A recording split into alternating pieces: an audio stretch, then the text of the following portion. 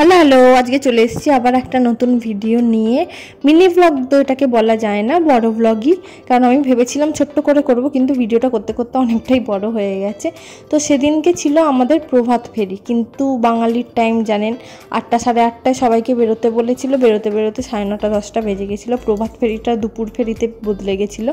তো এবছর আমাদের ক্লাবে 25তম বর্ষ পূর্ণ হচ্ছে। তো ওর জন্য সবাইকে ডাকা হয়েছিল, সবাই মিলে র্যালি করে মা দুর্গাকে আহ্বান করা হবে যে এবার মা তুমি ঘরে আসো।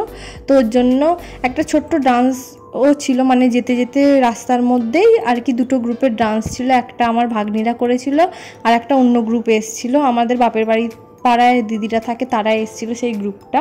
আর আমাদের এবারে কস্টিউম থিম ছিল হলুদ শাড়ি সবুজ ব্লাউজ। তো ওর জন্য সবাইকেই হলুদ শাড়ি পরে মোটামুটি দেখবেন। আর এবারে অনেক কিছু করেছিল, ব্যঞ্জ করেছিল, তারপর সাঁওতালি ডান্স হবে বলে সাঁওতালিরা এসছিল। আর সকাল সকাল সবাই সেজে গুজে চলে এসছে, আমার ভাগ্নিরাও চলে এসছে। ভাগ্নিদের গ্রুপে তুলতুলি সবাই, তারপর পুষ্পা সবাই নাচানাচি করেছিল। আর র্যালিটা যখন বের করে, এবার রোদ উঠেছিল অবশ্যই কথা, কিন্তু সেদিনকে এত পরিমাণ রোদ উঠেছে মানে অস্বাভাবিক, আর গরমটাও সেরকম পড়েছিল।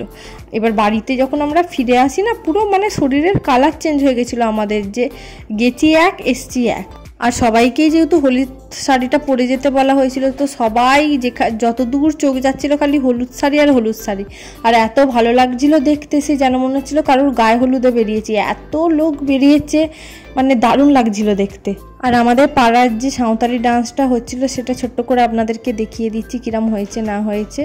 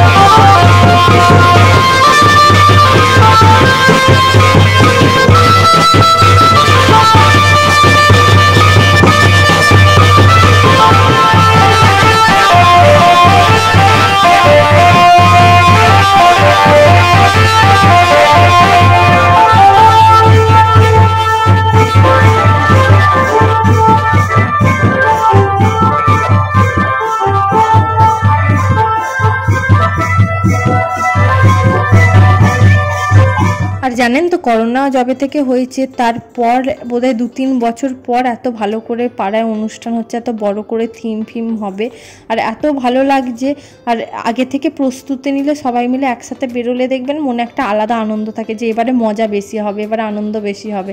আর এবারে আমাদের প্রত্যেকবার প্রোগ্রাম থাকবে, মানে পঞ্চমী থেকে অষ্টমী নবমী অবধি মনে হয় প্রোগ্রাম থাকবে, খাওয়া দাওয়া থাকবে, চুটি আনন্দ হবে।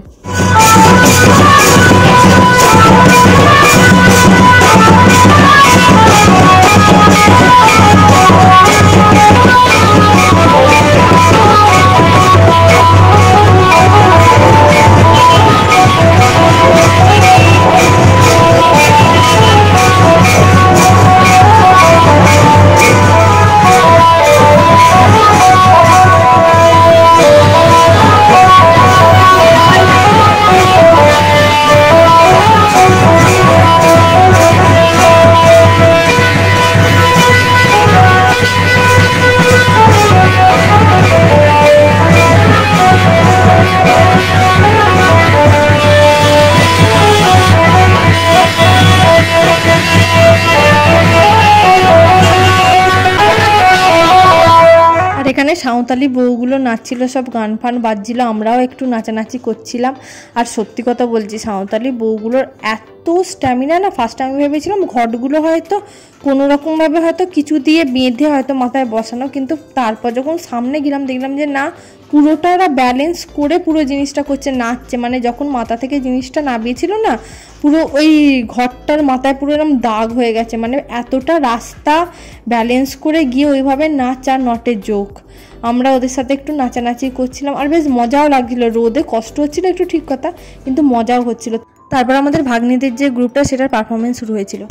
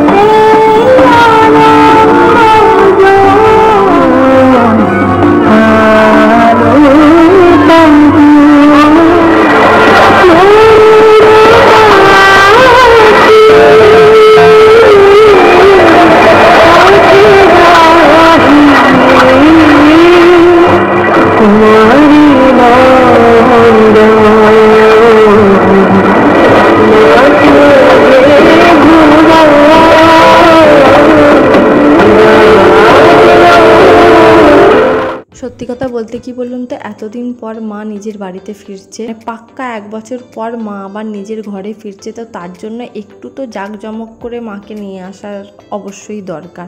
মা এতদিন পর আবার নিজের বাড়িতে 4টে দিনের জন্য আসে, আমাদের মনটাকে আনন্দে ভরিয়ে দেয়। মা আসবে বলে এত কেনাকাটি, এত আয়োজন, এত মনে আনন্দ, তো তাকে তো একটু ভালোভাবে বরণ করে আনতেই হবে। তো সেই জন্য আমরা সূচনা করে দিয়েছি মায়ের ঘরে আসার সূচনা। আর সবাইকে জানাই শুভ মহালয়া। আশা করছি সবাই মহালয়া খুব ভালো কাটিয়েছেন, আমিও ভীষণ ভালো কাটিয়েছি। আর জানেন তো, বাড়িতে মালাইকে রেখে গেছিলাম, আর এসে দেখি সে কি কাণ্ড করেছে। আমার বরের যে ট্রিমারটা ছিল দাড়ি কাটার, সেটাকে ভেঙে হুলুস থুলুস কাণ্ড করেছে। তো এসে ওকে একটু আমরা বকাবকি করলাম যে তোকে এরম করতে যে না দ্বিতীয় দিন না দেখি। বাড়িতে এসে যে যার খাওয়া দাওয়া করে তারপর একটু রেস্ট নিয়েছিলাম। আর এত রোদ্দার জন্য না, এত সবার মাথা ব্যথা ধরে গেছিলো যে মানে কোনো কাজ করতে আর এনার্জিই কেউ পাচ্ছিল না।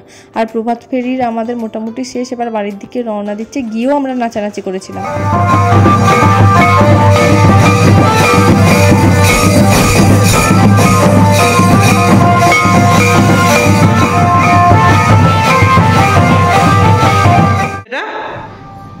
হ্যাঁ মালাই, এদিকে তাকা।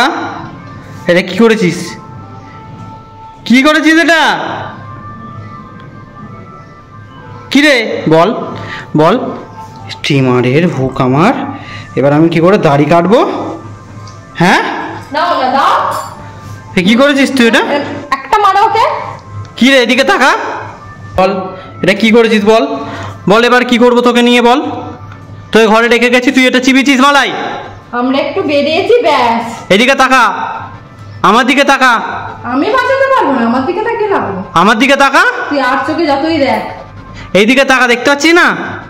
এটা কে চিবিয়েছে? এটা কে চিবিয়েছে? হ্যাঁ কে চিবিয়েছে রে? আর মুখ দিচ্ছিস না? হ্যাঁ হাত থেকে পড়ে গেছে বলে আর মুখ দিচ্ছিস না? এ কে চিবিয়েছে? তুই জানিস? বল তুই করেছিস কি রে? জানিস তো চিবিয়েছিস কেন? বল কেন চিবিয়েছিস? চুপচাপ দাঁড়িয়ে আছিস, জানিস তুই বদমাইশি করেছিস। মুলে দাও ফোনটা একবারে। হ্যাঁ কানটা একবারে মুলে দাও একবারে। আমরা একটু চিবিয়ে চাবিয়ে তোর জন্য আমাকে আবার নতুন ট্রিমার কিনতে হবে এবার। ও এত সব তো তারপর আমাদের মাও চলে এসছে, মাকে কিরম লাগছে না লাগছে সেটার একটা ছোট্ট করে ছবি আপনাদের সাথে শেয়ার করলাম। তো আজকের ভিডিওটা এটুকুই। যদি কিছু ভালো লেগে থাকে please do like share and subscribe my channel. আর আমার ভিডিওগুলো যদি আপনাদের ভালো লেগে থাকে তাহলে আমার চ্যানেলটা সাবস্ক্রাইব করতে আর পাশে থাকা বেল আইকনটা হিট করতে একদম ভুলবেন না। দেখা হচ্ছে নেক্সট একটা ভিডিও। Till then tata.